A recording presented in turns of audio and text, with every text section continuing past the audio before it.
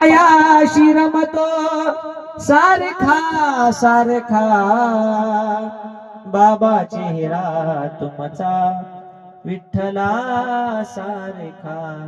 आत्महत्याच करणार नाही कुणी आत्महत्याच करणार नाही कुणी बाप असता जवळ हा देवा सारखा बाप असता जवळ हा देवा सारखा